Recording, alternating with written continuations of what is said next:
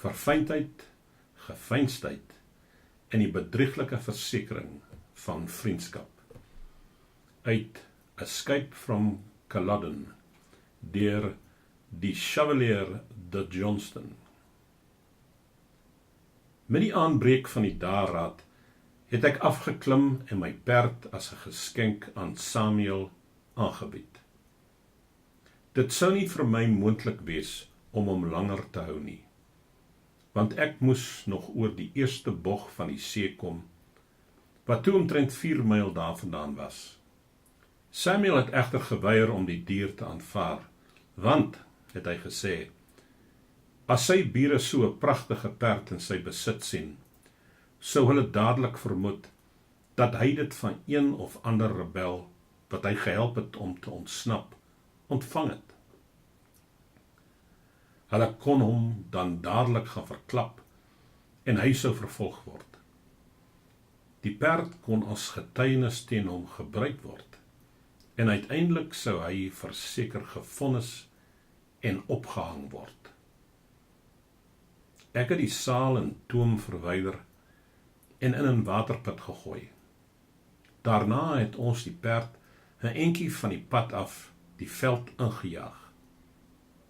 Enige een wat hom raak sien, sou dink dat dit sommer 'n losloper perd was.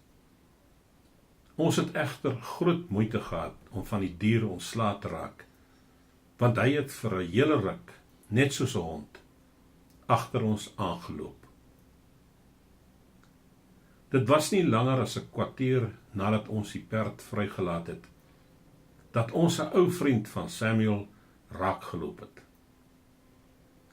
Die wou in detail weet waarheen hy op pad was, wat hy besig was om te doen en wie ek was. Samuel het sonder om te aarzel sy vrae beantwoord. Na die avontuur met die hond by voorvaar, was dit vir my 'n aangename verrassing. Ek gaan, het hy gesê, om 'n kalf huis toe te bring, wat ek verlede herfs in die laaglande gelaat het, om daar te oorwinter. Uit groothartigheid neem ek hierdie jong kerel saam met my, want hy was honger en sonder heenkome. En nou werk hy vir my, vir sy kos.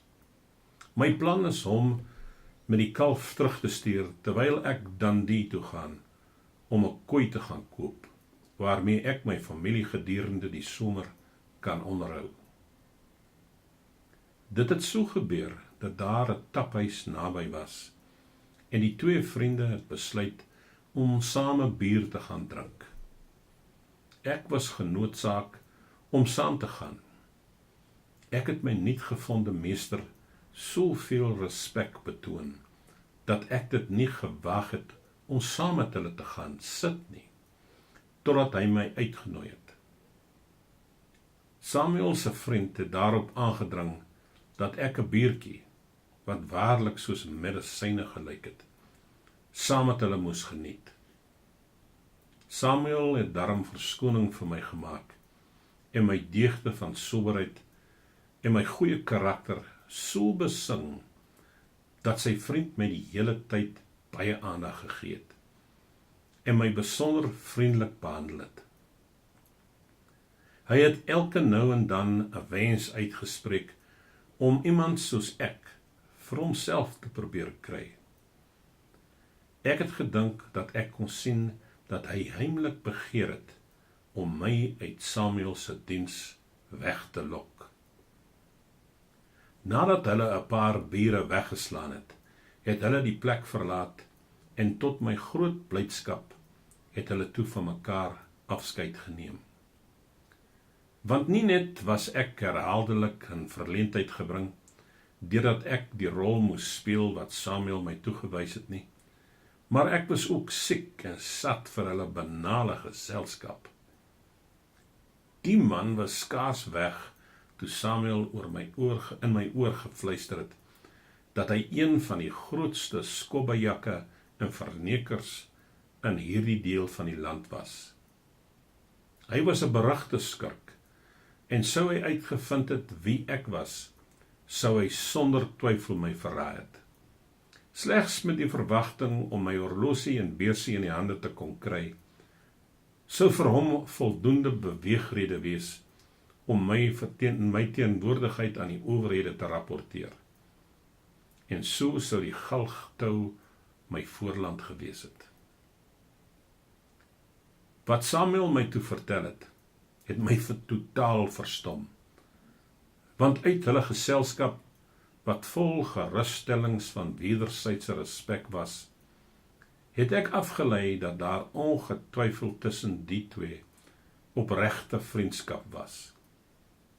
Met die nuwe insig het ek my nuwe meester geprys vir sy waaksaamheid en skerpsinnigheid.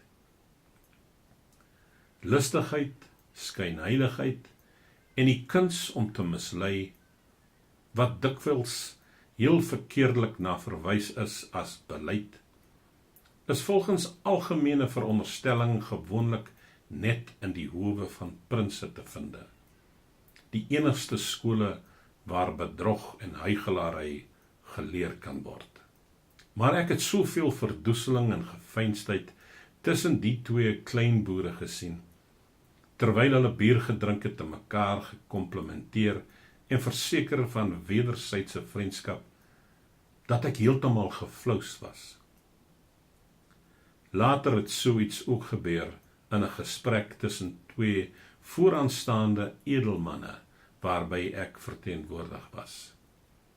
Een van hulle was 'n goeie vriend van my, en die ander een 'n ambassadeur by 'n hof. Hy het die autoriteit gehad en het beloof om van waardevolle diens vir my vriend te wees, wat toe as 'n misdadiger in sy eie land en dus 'n banneling beskou was. Hierdie twee mense het mekaar hartelik omhels en 1000 vleiende dinge aan mekaar gesê en herhaaldelik aan mekaar die mooiste versekering van vriendskap beloof. Die oomblik egter toe die ambassadeur totsiens gesê en vertrek het my vriend my vertel dat hulle mekaar eintlik waarlik verfoei het. Toe ek hom beskuldig het dat hy, wat 'n eerbare man en 'n heer is, onwaardig opgetree het hy geantwoord dat hy ambassadeur slegs in sy eie munt wou terugbetaal.